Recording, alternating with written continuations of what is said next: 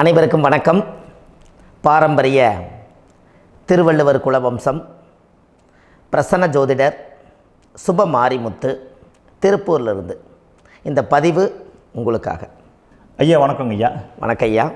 ஐயா இப்போது மக்கள் சார்பாக ஒரு கேள்வி இன்றைக்கி நான் கேட்கலான் இருக்கேன். கேளுங்க ஐயா. ஐயா, அதாவது இந்த ஜாதகத்தில் முடக்கு இருக்கு, ஜாதகத்தையும் முடக்கிருச்சு, கண்டிப்பாக அதனால் வாழ்க்கையில் நிறைய பிரச்சனைகள் அப்படின்னு சொல்லி நிறைய பேர் கேட்குறாங்க. கண்டிப்பாங்க ஐயா. இந்த முடக்குங்கிறது என்னங்க ஐயா? அதற்கும் கர்மாவுக்கு ஏதாவது சம்மந்தம் இருக்காங்க ஐயா? ரொம்ப பற்றி சொன்னீங்கன்னா ரொம்ப உதவியாக இருக்குங்க. நல்ல கேள்விங்க ஐயா. இந்த கர்மாவே முதல்ல எங்கேருந்து வருது அப்படிங்கிறது தான் இப்போ நம்ம சொல்ல போகிறோம். இதுவரைக்கும் எத்தனையோ கருத்துக்களெல்லாம் நீங்கள் இந்த உலகத்தில் கேட்டிருப்பீங்க. ஆனால் இந்த பதிவில் நீங்கள் பொறுமையோடு இந்த கருத்தை ஒரு இனிமையோடு நிதானமாக கேட்டிங்கன்னா உங்களுடைய ஊழ்வினை கர்மா எங்கிருந்து உருவாச்சு, இதனுடைய இந்த கர்மானால் நாம் என்ன கஷ்டப்படுறோம், நாம் இந்த பூமியில் பிறக்கிறதுக்கு என்ன வரம் வாங்கி வந்தோம், நம்ம பாவ புண்ணியமெல்லாம் ஜாதக கட்டத்தில் போய் எப்படி எடுக்கிறது, நம்மளுடைய தோஷம்னு சொல்கிறோமே அந்த தோஷம் எப்படி கிரியேட் ஆகுது, நம்ம இந்த பூமியில் பிறக்கும்போது கொண்டு வந்த கர்மாவா, இல்லை கடவுளே நம்மளுக்கு ஒரு தண்டனையாக கொடுத்த கர்மாவா, இல்லை நம்ம இந்த பூமிக்கு வந்ததுக்கு அப்புறம் செய்த கர்மாவா, இது எல்லாத்தையுமே நம்ம பொறுமையாக கேட்கணும்னா கண்டிப்பாக இந்த பதிவை நீங்கள் பொறுமையோடு கேளுங்க. உங்களுக்கு இதில் ஒரு பெரிய ஒரு ரகசியம் ஒன்று அடங்கியிருக்குது. அந்த ரகசியத்தை தான் இன்றைக்கி இந்த உலகத்துக்கு அரங்கேற்றம் பண்ணுறேன். இந்த முடக்கு நம்ம ஐயா கேட்டதில் ஒரு அற்புதமான ஒரு விஷயம் என்ன அப்படின்னு கேட்டிங்கன்னா, முடக்குங்கிறது அந்த காலத்தில் பெரிய திறமையை கட்டி போட்டு வச்சுட்டா நம்மனால் அது இயங்க முடியுமாங்க? முடியாது இல்லைங்களா ஐயா? முடியாது. அப்போது அதே மாதிரி ஜாதக கட்டத்தில் நமக்கு வேண்டிய யோகத்தை கடவுளே நம்மளுக்கு நாம் செய்த பாவத்தினால அது முடக்கி வச்சிருச்சுன்னா அந்த பாவகத்தை அந்த ஜாதகர் அனுபவிக்க முடியுமா? அனுபவிக்க முடியாது. அப்போது அந்த அனுபவிக்க முடியாமல் வெளி உலகத்தில் போய் நம்ம தேடி போன பிறவியில் செய்த பாவத்தை இந்த பிறவியில் நீங்கள் தேடி கண்டுபிடிச்சி வாழ்க்கையில் நீங்கள் எப்போ மேலுக்கு வர்றது? அப்போது அந்த கர்மா 12 ராசி கட்டத்துக்குள்ள 27 நட்சத்திரத்தில் 9 கிரகங்களுக்குள்ள ஒரு பெரிய ஒரு ஆத்துமாத்துமான கர்மா, உங்கள் பூர்வ ஜென்ம கர்மா இதுக்குள்ளே எங்கேயோ ஒரு இடத்துல முடங்கியிருக்குது. இந்த முடக்க மட்டும் உங்கள் ஜாதகத்தில் நீங்கள் கண்டுபிடிச்சிட்டிங்கன்னா ஹைலைட்டாக வாழ்கிறதுக்கு, இந்த உலகத்தில் சுதந்திரமான வாழ்க்கை வாழ்கிறதுக்கு ஒரு மிகப்பெரிய பொக்கிஷம் உங்கள் ஜாதகத்துக்குள்ளேயே இருக்குது. அப்போது அந்த ஜாதகத்துக்குள்ளே நாம் போன பிறவியில் நம்ம கர்மா நாம் என்ன செய்திருப்போன்னு உங்களுக்குள்ளே பெரிய குழப்பம் இருக்கும். என்னங்க ஐயா, நீங்கள் என்ன கர்மா பண்ணிட்டு வந்தீங்க, நாம் போன பிறவியில் நம்ம யாரை ஒரு வதச்சோம், யாரை நம்ம மனசை புண்படுத்தினோம், நம்ம தாத்தாவுக்கு சோறு போட்டோமா, நம்ம பாட்டனுக்கு சோறு போட்டோமா, நம்ம முப்பாட்டனுக்கு சோறு போட்டோமா, நம்ம கொள்ளுப்பாட்டனுக்கு சோறு போட்டோமா, அப்போ நம்ம அப்பாவுக்கு நம்மளை பெற்றவருக்கு நம்ம சாப்பாடு கொடுத்தோமா, இவங்களுக்கெல்லாம் நம்ம சேவை பணிமடைகள் செஞ்சோமா, நம்மளுடைய உறவுகளுக்கெல்லாம் அரவணைச்சு போனோமா, நம்மளுடைய இந்த மாதிரி நாம் இரத்த சம்பந்த உறவுகளை இருந்து தான் இந்த உலகத்துக்கு நம்ம வெளியில் வந்திருப்போம். அப்போது வெளியில் நீங்கள் நிற்கிறீங்க, அப்படியே மேலே போய் பார்த்தீங்கன்னா ஒரு 7 தலைமுறையில் ஒவ்வொருத்தரும் செய்த கர்மாவெல்லாம் நம்ம பிளட்டு ரிலேட்டிவாக இப்போ நீங்கள் கரண்ட்டில் இருக்கிறவங்க கிட்ட தான் டெபாசிட் பண்ணியிருக்கோம்.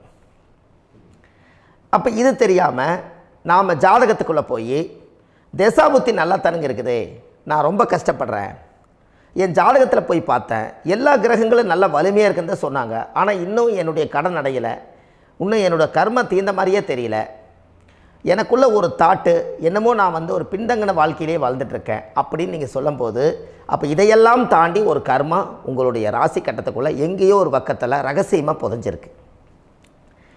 அப்போது அந்த ரகசியமாக புதைஞ்சிக்கக்கூடிய அந்த முடக்கு தான் இன்றைக்கி இந்த உலகத்துக்குள்ளே நீங்கள் தெரிஞ்சுக்கக்கூடிய விஷயம். அப்போ அந்த முடக்குங்கிறது ஒன்று உண்மை. இந்த உலகத்துக்கு நம்மளை எல்லாத்துலேயும் நல்லா யோசிச்சு பாருங்கள். 12 ராசி கட்டம் இருக்குதுங்களா ஐயா? ஆமாங்க ஐயா. ஆனால் கிரகம் எத்தனை இருக்குதுங்க? 9 தான் இருக்குங்க ஐயா. ஆமாம், 12 ராசிக்கு 12 கட்டத்துக்கு 12 கிரகம் கொடுத்துருக்கலாமல்ல கடவுள்.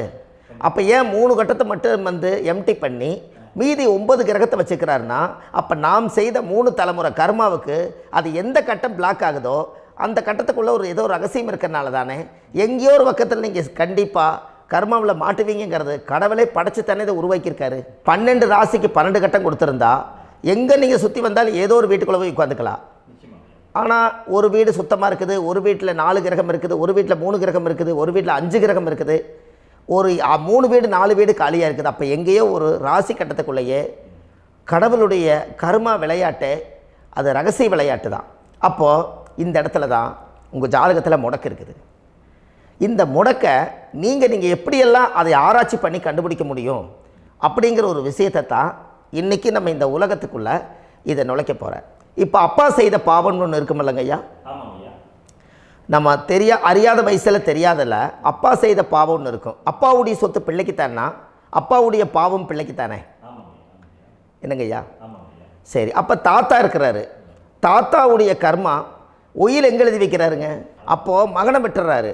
அப்போ தாத்தா மாதிரியே முகம் இருக்குது, தாத்தா மாதிரியே அவருடைய நடை உடை பாவனை இருக்குது, அவர் தாத்தாவுடைய ஜீனு தான் அப்படின்னு இவர் சொல்லும்போது, அப்போ தாத்தாவுடைய சொத்து பேரனுக்கு சொந்தம்னா தாத்தாவுடைய பாவம் எங்கே போகுங்க? Very good. அப்போ அப்போது இந்த கர்மா எப்படி டிரான்ஸ்ஃபர் ஆகுதுன்னு உங்களுக்கு தெரியுதா? அப்போ நீங்கள் போன பிறவியில் அந்த தாத்தாவுடைய பேரனை நீங்கள் பிறக்கிறதுக்கு கர்மம் உங்களை செயல்பட வச்சுருக்குது.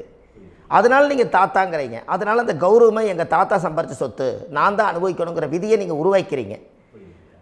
அப்போது இந்த ஜாதகத்தில் அந்த ஊழ்வினை தோஷந்தான் ஏதோ ஒரு வழியில் உங்களை கர்மாவை செயல்படுத்துது.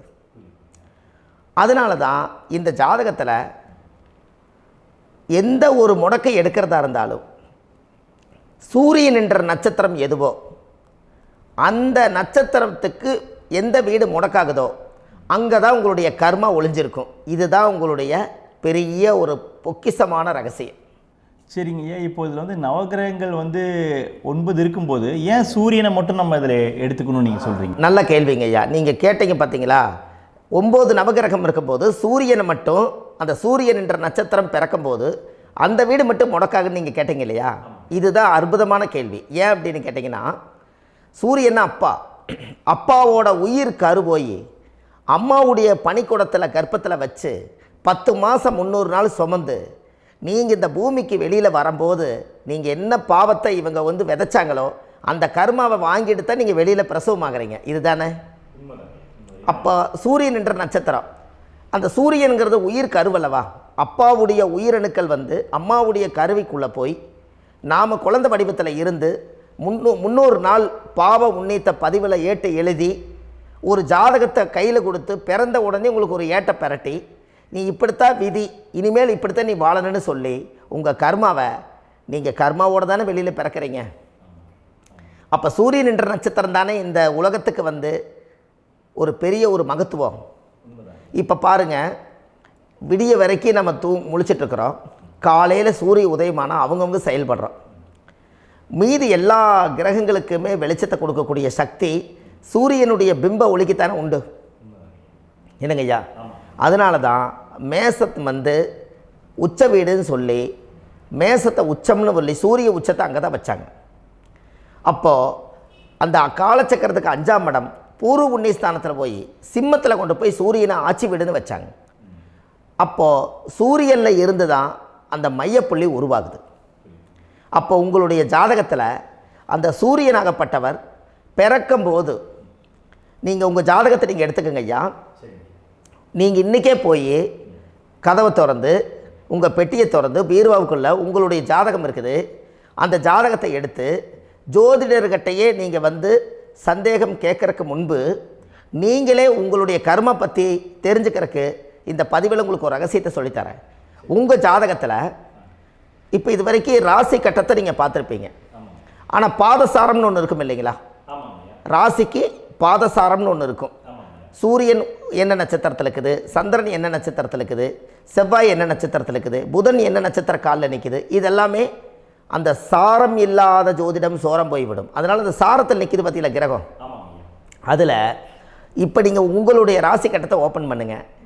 இதில் ராசி கட்டத்தில் சூரியன் என்ற நட்சத்திரம்னு ஒன்று இருக்கும் இல்லைங்களா? அது எதுவாக வேணாலும் இருந்துட்டு போட்டோம். அந்த நட்சத்திரம் தான் நீங்கள் பிறக்கும்போது தாயுடைய கருவறைக்குள்ள கரு உருவான நட்சத்திரமே அதுதான். புரிஞ்சுங்களா ஐயா? பிறக்கும்போது நீங்கள் அந்த கருவுடைய நட்சத்திரம் அப்பா வந்து கருவை உருவாக்கி கர்மாவை விதைச்சது அந்த சூரியன் என்ற நட்சத்திரம் தான். அந்த வீட்டுக்கு தான் இந்த ராசி கட்டத்தில் உங்களுக்கு முடக்கு உருவாகுது. புரிஞ்சுங்களா ஐயா? அப்போது ஒரு ஜாதகத்தில் சூரியன் என்ற நட்சத்திரம் எதுவோ அதுதான் உங்களுடைய கர்மா நட்சத்திரம். இப்போ நம்ம பிறக்காதுக்கு முன்னாடி அப்பா கட்டத்தில் அந்த கர்மா டெபாசிட் ஆகிருக்கும்.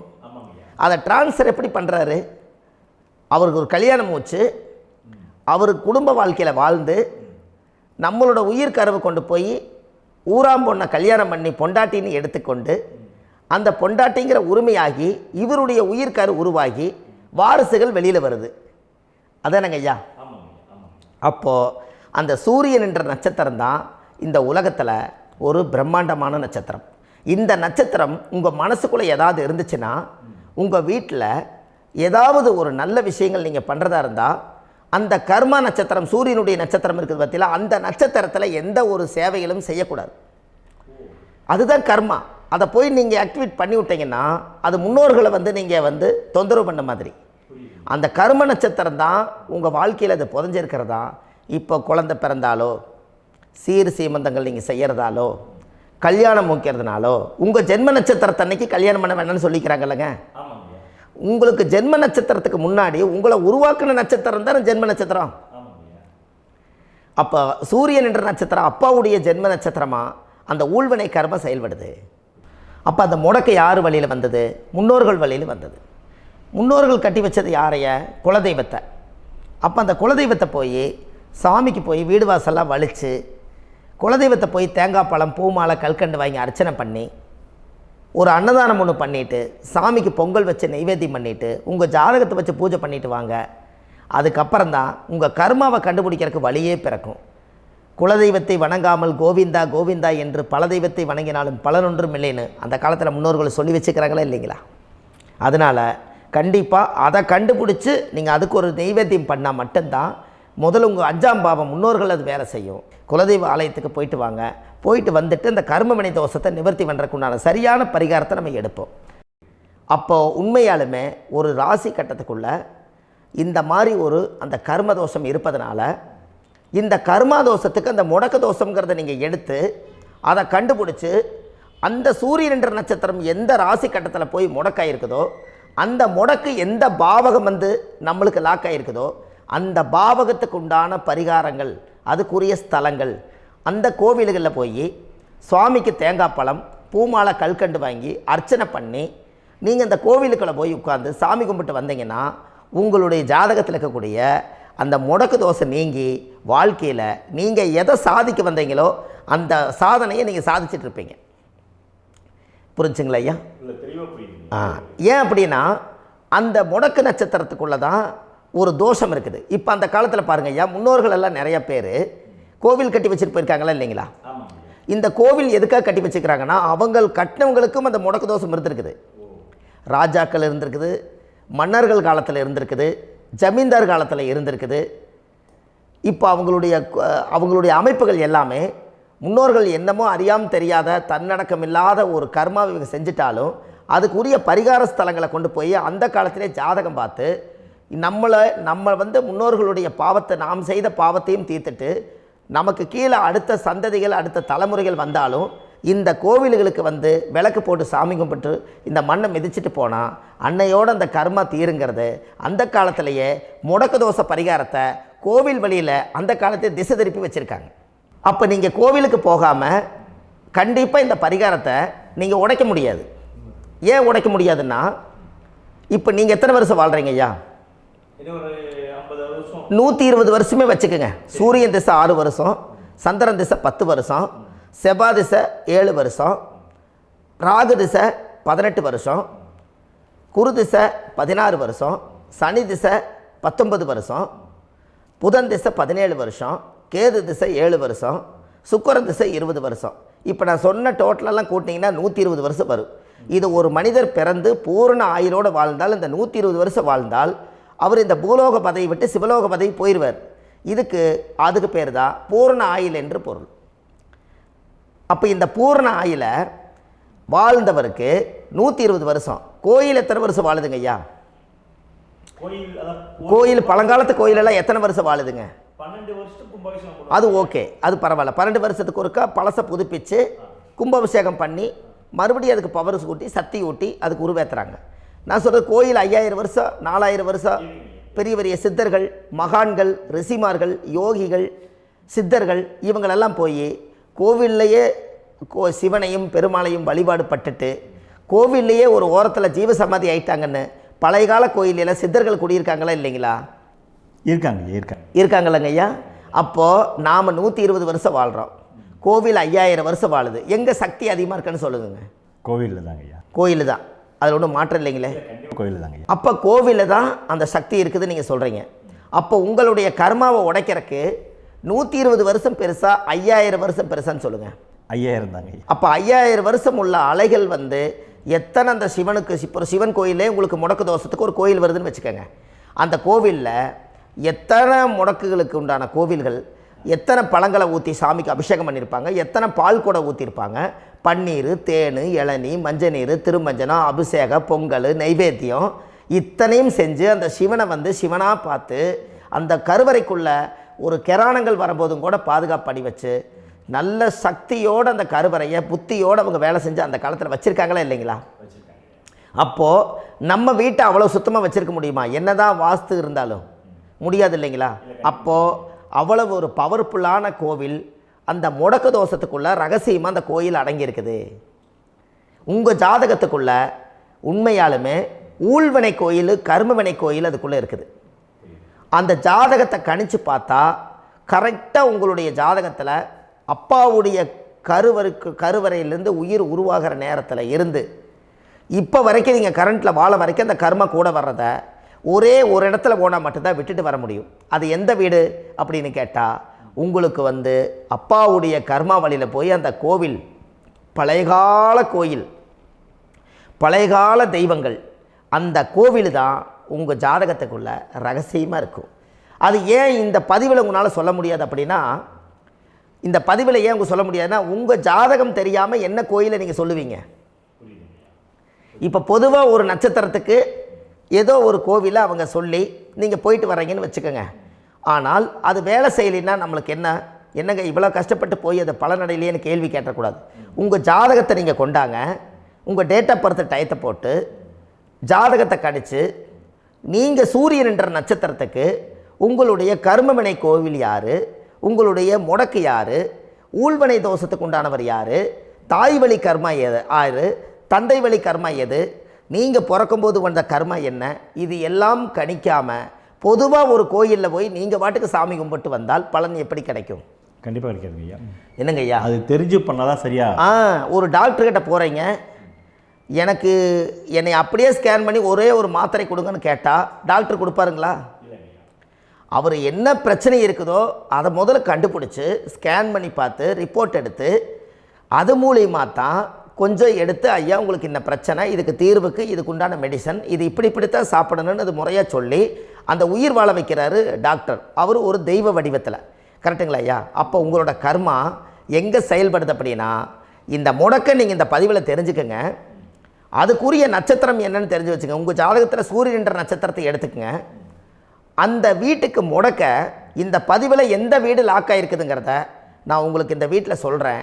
அந்த வீட்டு நீங்கள் பாருங்கள், உங்களுடைய லக்கணத்துக்கு அது எந்த வீடு. இப்போ லக்கணத்துக்கு ஒரு 7வது வீடுன்னே வச்சுக்கோங்க.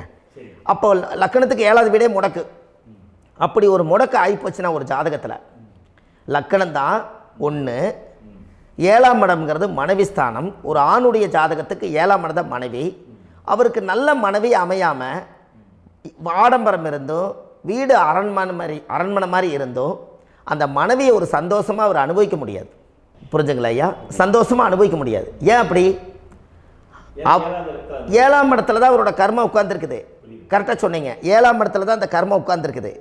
அப்போ அந்த 7ஆம் இடத்துல இருக்கக்கூடிய அந்த கர்மா போன பிறவியில் நீ மனைவிக்கு சோறு போடாமல் மனைவியை கட்டி வச்சு அடிக்கிறதும், மனைவியை துன்புறுத்துறதும், அந்த மனைவி இருக்கவே இன்னொரு வாழ்க்கைக்குள்ளே போகிறதும், இங்கே வாழ வேண்டிய தாம்பத்திய சந்தோஷத்தை கொண்டு போய் இன்னொரு இடத்துல கொடுக்கறதும், தெரிஞ்சிருந்தே நம்மளுடைய மனசுக்குள்ளே திருடுத்தனமாக வாழ்கிறதும், இது எல்லா கர்மாவும் போன பிறவியில் நாம் செய்த ஊழ்வினை கர்மா தான் உங்கள் ஜாதகத்தில் 7ஆம் இடம் முடக்கு. அப்போ அந்த 7ஆம் இடம் முடக்கா இருந்துச்சுன்னா கண்டிப்பாக உங்கள் ஜாதகத்தில் நீங்கள் என்ன அனுபவிச்சிட முடியும்? நல்ல நண்பர்கள் கிடைக்க மாட்டாங்க, நல்ல ஒரு பார்ட்னர்ஷிப் அமையாது, நல்ல ஒரு நட்பு வட்டங்களில் எதையும் அனுபவிக்க விடாது, ஒரு அங்கீகாரமான உறவுகளில் போய் நம்ம ஸ்ட்ராங்காக நிற்க முடியாது. 7ஆம் இடம் என்பது தாம்பத்திய வாழ்க்கை, பூர்த்தி இல்லாத வாழ்க்கையாக இருக்கும். இப்படியெல்லாம் அந்த ஜாதகத்தில் ஒரு பொதுவாக ஒரு ஜாதகத்தில் 7ஆம் பாவம் முடக்காயிட்டால் இந்த கர்மாவை அவர் அனுபவிச்சுக்கிட்டே இருப்பார். இது எப்போத்தான் அதுக்கு ஒரு தீர்வு வேணுங்கய்யா? அந்த கோயில் எதுன்னு நீங்கள் கரெக்டாக சொன்னீங்க. இப்போ இது மனிதனால் செயல்படுது. மனிதர்கள் தான் கோயிலை கட்டி வச்சாங்க. தெய்வத்தை விட ஒரு காலத்தில் மனிதர்களுக்கு மகிமை ஜாஸ்தி. ஏன்னா சாதாரண ஒரு மண் பூமியாக இருந்த இடத்த மனிதர்கள் தான் கோயில் கட்டி ஒரு மகிமைப்படுத்தி புண்ணியம் பண்ணி வச்சாங்க. மனிதர்களுக்கு சக்தி அதிகம்தான், ஆனால் பிரபஞ்சத்துக்கு அதை விட சக்தி அதிகம் அல்லவா? ஐயா, நீங்கள் கோவிலுக்கு போய் அந்த கர்மா உடைக்கிறதுக்கு கோவிலில் சக்தி இருக்குது, ரைட்டு. ஆனால் நம்ம வீட்டுக்கும் கோயிலுக்கும் ஒரு மிகப்பெரிய தொடர்பு என்னென்னா, அந்த கோயில் கட்டுறவங்க எல்லாமே பழைய காலத்து கோயிலெல்லாம் பாருங்கள், பஞ்சபூதத்தை வச்சு கட்டியிருப்பாங்க. பஞ்சபூதத்தை வச்சு தான் கட்டுவாங்க கோயில். அது உங்களுக்கு தெரியணும் இல்லைங்களா? பஞ்சபூதம்னா நீர், நெருப்பு, காற்று, பூமி, ஆகாயம். இந்த பஞ்சபூதத்தினுடைய சக்திகள் எல்லாம் ஒரே நேர்கோட்டுக்கு என்னைக்கு வருதோ அன்னைக்கு தான் அந்த கோவிலுடைய பாலக்கால் போட்டு 1000-2000 வருஷம் நிலச்சி நிற்கிறது. காரணம், இந்த பிரபஞ்சத்தில் பஞ்சபூதம் எப்படி நிலச்சி நிற்குதோ அதுபோல் 5000 வருஷம் நிற்கிறதுக்கு அந்த பஞ்சபூத சக்தி வச்சு தான் சாமி சிலையை பிரதிஷ்டை பண்ணி வச்சுருப்பாங்க. அதனால தான் இந்த கோயில்கள் எல்லாம் 5000 வருஷமாயும் எத்தனையோ கிராணங்களை எல்லாம் தப்பிச்சிருக்கிறதுக்கு காரணம். அப்பேற்பட்ட புண்ணிய ஸ்தலம் உங்களுக்கு எதுன்னு தெரியணும் அல்லவா? என்னங்க ஐயா? அப்பேற்பட்ட புண்ணிய ஸ்தலம் உங்களுக்கு எதுன்னு தெரிஞ்சால் தானே நீங்கள் போய் செய்ய முடியும், இல்லாட்டி கண்டிப்பாக தெரியாது. அப்போ இந்த முடக்கு தோஷத்தை கடவுள்கிட்ட கொண்டு போய் ஒப்படைக்கணும். நாம் பிறக்கும் போது கொண்டு வந்த கர்மாவை நாம் இருக்கும் காலத்தில் கொண்டு போய் இந்த கர்மாவை சுத்தப்படுத்தி, நீங்கள் பாவ ஆத்மாவை இந்த பூமியில் பிறந்து பூலோகத்தில் எல்லா புண்ணியத்தையும் செஞ்சுட்டு இந்த பூலோகத்தை விட்டு நீங்கள் போகும்போது புனித ஆத்மாவாக போகணுன்னா உங்கள் கர்மாவை கொண்டுட்டு போகாதீங்க, கர்மாவை நிவர்த்தி செய்யுங்க. என்னங்க ஐயா? அப்போ கர்மாவை சுத்தப்படுத்துங்க. கர்மாவை சுத்தப்படுத்திட்டு உங்களுக்கு பிறக்கிற குழந்தைகளுக்கு அந்த கர்மாவை டிரான்ஸ்ஃபர் பண்ணாமல் உங்களோட நில் பண்ணுங்க. ஒரு உதாரணம் சொல்லட்டுங்களா ஐயா? ஒரு காந்தம் ஒன்று இருக்குது இல்லைங்களா? ஒரு காந்தம்ங்கிறது ஒரு தாத்தாவாக வச்சுக்கோங்க. ஒரு இரும்பை கொண்டு போய் வச்சா ஒட்டு மோட்டாதா? அப்போ ஒட்டுனோடனே காந்தம்ங்கிறது தாத்தா, அவருக்கு பிறந்த வாரிசுக்கு அந்த கர்ம டிரான்ஸ்ஃபர் ஆயிருமா? சரி, இன்னொரு இரும்பை கொண்டு போய் வைங்க, ஒட்டு மோட்டாதா? அப்போ அது பேரனுக்கு வைங்க, பேரனுக்கு வந்துருச்சு அந்த கர்மா. இன்னொரு இரும்பை கொண்டு போய் வைங்க, அந்த காந்தத்துக்கு நேர் இன்னொன்று வைங்க, ஒட்டு மோட்டாதா? அப்போ அதை கொண்டு போய் நம்ம கொள்ளு பேரனுக்கு வைங்க. இப்படியே டிரான்ஸ்ஃபர் ஆகி தலைமுறையாக இந்த கர்மா தொடர்ந்துக்கிட்டே இருக்குது. இந்த இடத்துல கொண்டு போய் காந்தத்துக்கு இரும்பு ஒட்டிகிட்டே இருக்குதுல்ல, இந்த இடத்துல ஒரு மரக்கட்டை செஞ்சு கொண்டு போய் கரெக்டாக வச்சுக்கினே போட்டுமா? அந்த மரக்கட்டையை கொண்டு போய் வைக்கிறவர் யார்? மரக்கட்டை வச்சுட்டு அடுத்த வாரிசு புனிதமாக பிறந்துட்டு அந்த மேலே இருக்கிற கர்மாலாம் இந்த அடுத்த இதுக்கு வராதில்ல. இதுதாங்க ஐயா கர்மா. தொடர்ந்து வரக்கூடிய கர்மாவை அதை நில் பண்ணணுங்கிறதுக்கு பேர் தான் இந்த உதாரணத்தை சொன்னவங்களுக்கு. அப்போ நாம் இந்த பூலோகத்தில் நம்ம ஒரு தாயுடைய கருவறையில் இருந்து தொப்புள் கொடி அறுக்கும் நேரம் நாம் என்ன கர்மாவை வாங்கி வந்திருந்தாலும் அதையெல்லாம் ஆராய்ச்சி செய்து ஜாதகத்தில் முழுமையாக கண்டுபிடிச்சி ஒரு காலம் இல்லைனாலும் ஒரு காலம் நம்ம நல்லா இருக்கிறதுக்காக, நம்ம வாரிசுகள் எல்லாம் நலமடைஞ்சு வளமடைஞ்சு வர்றதுக்காக இந்த கர்மா தோஷத்தை கரெக்டாக கண்டுபிடிச்சி சரியான கோவிலுக்கு போய் நீங்கள் கர்மாவை நிவர்த்தி பண்ணி அங்கே பூஜை புனஸ்தானங்கள், சகசரநாம பூஜைகள், ஓமங்கள், வழிபாடுகள் இதெல்லாம் நீங்கள் செஞ்சு உங்களுடைய பாவத்தை எல்லாம் கழித்து உங்கள் ஜாதகத்தவே யோகமாக மாற்ற முடியும். கண்டிப்பாக மாற்ற முடியும். ஏன்னா நம்ம யாரை நம்பி செய்கிறோம்? சரியான கடவுள்கிட்ட வழிகாமிக்க போகிறோம். அப்போ கடவுள் பொய்யாயிருவாரா? ஐயா நம்ம அதாவது அந்த காலத்தை சொல்லுவாங்க, சத்தியுள்ள சாமி கும்பிட்டு புத்தி உள்ள உள்ளே பெக்கணும்னு சொன்னாங்க. 16 வதபதன்னு பெக்கலை, எல்லாம் அறிவோடு பெற்றாங்க. அதனால் எல்லாமே தாய் தந்தைகள் பேச்சை கேட்டாங்க. அன்றைக்கி எல்லாருமே தாய் தந்தைகளுக்கு தூணாக நின்னாங்க. அப்போ அந்த காலத்தில் சத்தியுள்ள சாமி கும்பிட்டு புத்தி உள்ள உள்ளே பெக்கணும்னு சொல்லி அன்றைக்கி அறிவோடு பெற்று இந்த கர்மாவை ஆளுக்கு ஒரு கர்மாவை டிரான்ஸ்ஃபரை பிரித்து எல்லாரும் சுத்தப்படுத்தினாங்க. இன்றைக்கி நம்ம ஒரு குழந்தை 2 குழந்தை பெற்று வச்சுருக்கோம். அவங்களுக்கே இவ்வளவு கர்மா வந்துருச்சுன்னா இந்த குழந்தைகளுக்கு என்னைக்கு இந்த கர்மாவை போய் கண்டுபிடிச்சி நீங்கள் எப்போ சரி பண்ணுவீங்கன்னு. அப்போ இந்த வாழ்க்கையில் ஏதோ ஒரு பிரபஞ்ச சக்தி நம்மளை அறியாமல் என்னமோ ஒரு இயக்கத்தில் கொண்டு போய் விட்டுருச்சுங்களா? அப்போ இனிமேலாவது இந்த கர்மாவில் இருந்து கண்டிப்பாக நம்ம நிவர்த்தி ஆகணும்னு சொன்னால் இந்த முடக்கு தோஷத்தை யாரெல்லாம் கண்டுபிடிச்சி இந்த ஊழ்வினை கர்மாவில் இருந்து நாம் கருவறையில் சுமக்கும் போது 10 மாதம் நீங்களாம் என்னென்ன நினச்சிருப்பீங்க? அதாவது கருவறைக்குள்ள கருப்பாக ஒரு பிண்டம் இடப்பக்கம் கிடக்கையில் இந்த பூமிக்கு வரும்போது நீங்கள் என்னென்ன நினச்சிருப்பீங்க? இந்த பிறந்ததுக்கு அப்புறம் வந்து தான் அம்மா தெரியுது, அப்பா தெரியுது, தாத்தா தெரியுது, பாட்டி தெரியுது, இந்த உலகத்தில் கண்கொள்ளாத காட்சிகள் எல்லாம் தெரியுது, எல்லாம் தெரியுது. ஆனால் 10 மாதம் உங்கள் வாழ்க்கையில் நீங்கள் இருக்கும்போது நீங்கள் என்னென்னலாம் நினச்சி இந்த பதிவில் இறைவன் கொடுத்தாரோ அதையெல்லாம் அனுபவிக்கத்தான் வந்தீங்க. அதுக்கு இடையில இருக்கிறதான கர்மா. இந்த ஒரு விஷயம் உங்களுக்கு கிடச்சிருச்சுன்னா நீங்கள் எல்லாருமே ராஜயோகமாக பிழைப்பீங்கள்ல. இதில் ஏழை பணக்கார யாரையுமே சொல்ல வரல. அவங்க பிறக்கும்போது புண்ணியத்தை பொறுத்து தான் போன ஜென்மத்தில் நம்ம என்ன புண்ணியங்கள் பண்ணி வச்சோமோ அந்த புண்ணியத்தில் இன்றைக்கி நல்லா வாழ்கிறாங்க. ஒருத்தர் கேட்டார், என் ஜாதகத்தில்ங்க எங்கூட படித்தவர் இடம் வாங்கிட்டார், வீடு வாசல் கட்டிட்டார், தொழில் பண்ணிட்டார், நல்லா இருக்கார், ஆனால் நான் இன்னும் அப்படியே தான் இருக்கிறேங்கன்னு ஒருத்தர் கேட்டார். அதுக்கு ஒரு கருத்து என்னென்னா, டேட் ஆஃப் பர்த் ஒன்று தான், டைம் ஒன்று தானே வச்சுக்கோங்க. அவங்க அப்பா செஞ்ச புண்ணியம் வேறு, நீங்கள் செஞ்ச பாவங்கள் வேறு. அவர் செஞ்ச புண்ணியத்தினால அவருக்கு எல்லாமே முன்னாடி கிடைக்கிது. நீ கர்மாவெல்லாம் கழிச்சிட்டீன்னா பின்னாடி கிடைக்க போகுது. இதில் மற்றவங்களை பற்றி வேற்றுமையாக நினைக்கிறதுல எந்த ஒரு இதுவுமே இல்லை. அப்போ ஒருத்தர் பார்த்து ஒருத்தர் வாழ வேண்டாம். உங்களுடைய சுய அறிவை வச்சு இந்த பூலோகத்தில் இந்த பூமியில் நீங்கள் 4 தெரிஞ்சு நல்ல விதமாக கற்றுக்கிட்டு இந்த உலகத்தில் சிறப்பாக வாழ கற்றுக்குங்க. அதுக்கு அந்த ஊழ்வினை தோஷத்தை கண்டுபிடிங்க. உங்களுக்குன்னு ஒரு முடக்கு இருக்குதுங்கிறத இன்றைக்கி நீங்கள் எழுதி வைங்க. அதை எப்படியாவது கண்டுபிடிங்க, அதை தேடுங்க.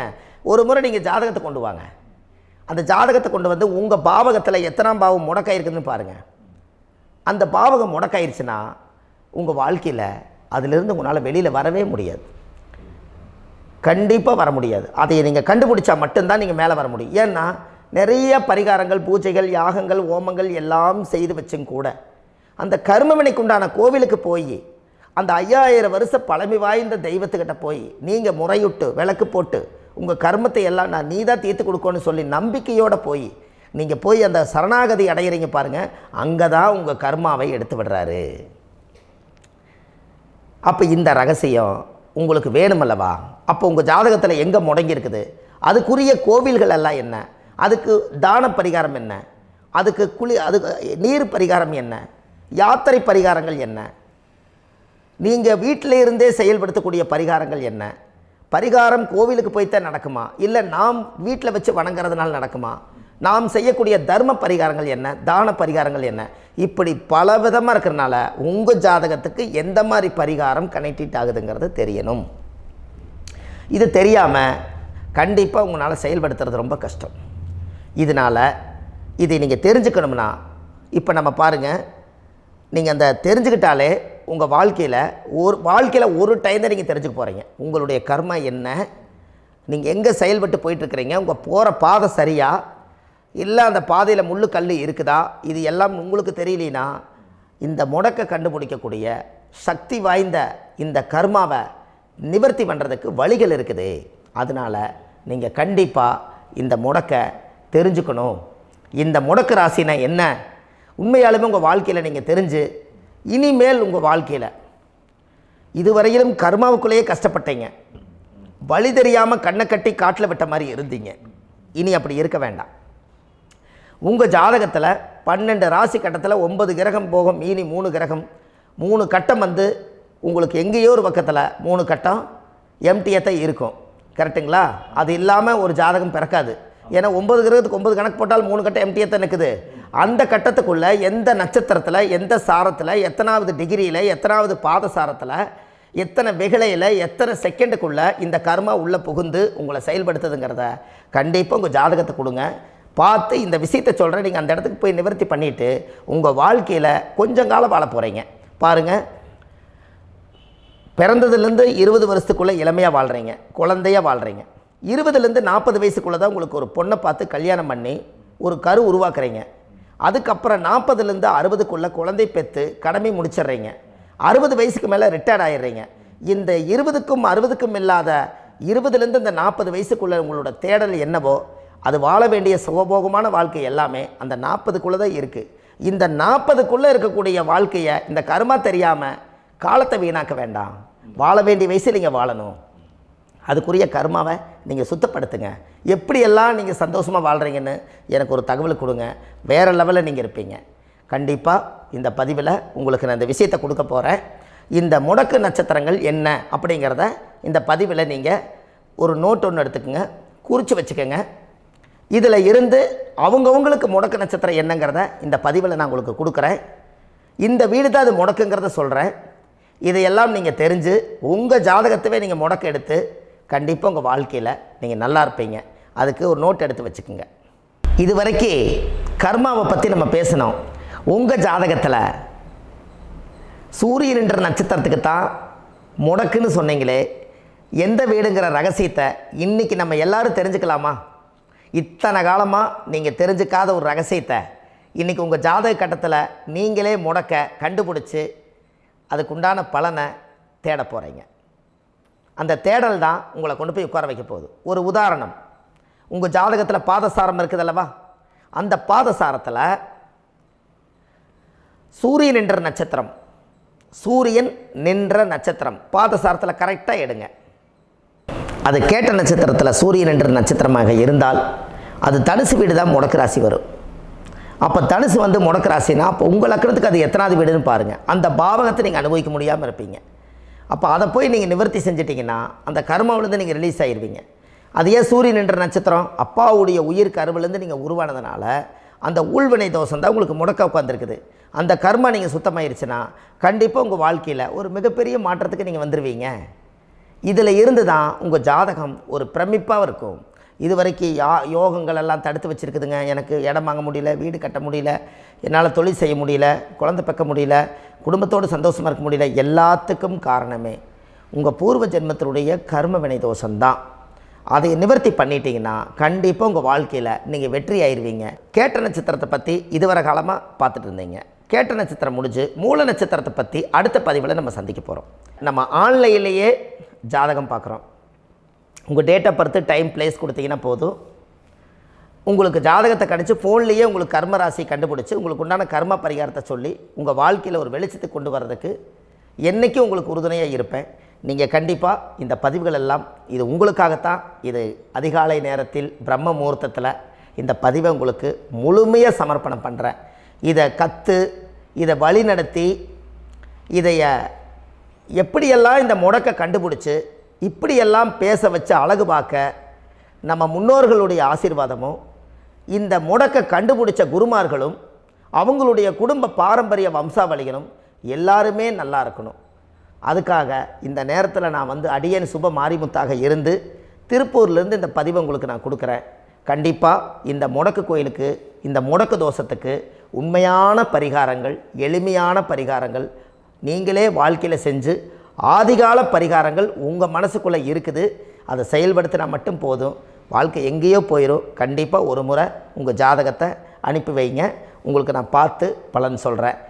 இன்றைக்கி நான் கொடுத்த பதிவுகள் எல்லாம் உங்களுக்கு ரொம்ப பயனுள்ளதாக இருந்திருக்கும். உங்களுக்கு இது வரைக்கும் எத்தனையோ கர்ம வினைகளை பற்றி தெரியாமல் இருந்திருப்பீங்க. இந்த பதிவில் நிறைய கேட்டு தெரிஞ்சுக்கிட்டீங்க. இதெல்லாம் வாழ்க்கையில் ரொம்ப முக்கியமான பரிகாரங்கள், எளிமையான பரிகாரங்கள். நேராக நீங்கள் கடவுளைத்தான் கெட்டியாக பிடிக்க போகிறீங்க. அந்த பரிகாரங்கள் எல்லாம் செஞ்சு அதிகாரமாக வாழ்ந்து இந்த பூலோகத்தில் நல்ல சிறப்பாக வாழ்றதுக்கு இந்த பரிகாரம் உங்களுக்கு ரொம்ப யூஸ்ஃபுல்லாக இருக்கும். கண்டிப்பாக இந்த பதிவை செய்யுங்க. நம்ம பாரம்பரிய திருவள்ளுவர் குல வம்சம் பிரசன்ன ஜோதிடர் சுப மாரிமுத்து, திருப்பூரில் இருக்கேன். 30 ஆண்டு காலமாக நம்ம ஜோதிடம் பார்த்து கொண்டிருக்கிறோம். இவ்வளவு காலமாக எத்தனையோ ஆயிரக்கணக்கான மக்களுக்கு நம்ம ஜோதிடம் பார்த்து வழிகாட்டி நிறைய மக்களுக்கு நிறைய சேவைகள் செஞ்சுருக்கேன். நிறைய கோயில் கட்டி வச்சுருக்கேன், கும்பாபிஷேகங்கள் பண்ணி வச்சுருக்கேன், அன்னதானங்கள் நிறையா பண்ணி வச்சுருக்கேன், புண்ணிய யாத்திரைகள் நிறைய போய் வந்திருக்கேன். மக்களுக்காகவே நான் உங்களுக்கு உழைக்க தயாராக இருக்கேன். இந்த ஜோதிடம் வந்து என்னுடைய ஒரு பாரம்பரியமாக என்னுடைய அப்பா, தாத்தா, முன்னோர்கள் இதெல்லாம் எங்களுடைய குலத்தொழில் இது. அதனால் நாங்கள் பாரம்பரியமாக திருவள்ளுவர் குல வம்சம். வள்ளுவர் வாக்குன்னு யூடியூப் சேனலில் போனீங்கன்னா 1000 பரிகாரங்கள் கொடுத்துருக்கேன். அதுவும் உங்களுக்கு ரொம்ப யூஸ்ஃபுல்லாக இருக்கும். வள்ளுவர் வாக்கு அப்படின்னு போடுங்க, அப்படி இல்லைன்னா சுப மாரிமுத்துன்னு போடுங்க. இதில் பரிகாரங்கள் நிறையா கொடுத்துருப்பேன்.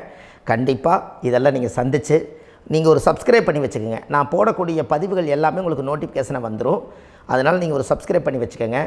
தினமும் ஒரு தகவல் உங்களுக்கு கொடுத்துக்கிட்டே இருக்கேன். இதெல்லாமே உங்களுக்கு ஒரு பெரிய சந்தோஷமான நிகழ்ச்சிகள். என்றைக்கும் உங்களோட நான் வாழ்கிறேன். உங்களுடைய குடும்பத்தில் நான் ஒருத்தராக இருந்து குடும்ப ஜோதிடராக நான் இருப்பேன். கண்டிப்பாக ஆயுளுள்ள வரைக்கும் உங்களுக்காக இந்த ஜோதிடத்துக்கு உழைச்சி உங்கள் குடும்பத்தில் ஒருத்தராக நான் வந்து ஒரு ரத்த உறவில் நான் வந்து இந்த பூர்வ ஜென்மத்தில் உங்களுக்கு நான் கடமைப்பட்டிருக்கேன். கண்டிப்பாக அடுத்த பதிவில் உங்களை நான் சந்திக்கிறேன். வாழ்வது ஒரு முறை, வாழ்த்தட்டும் தலைமுறை. நன்றி, வணக்கம்.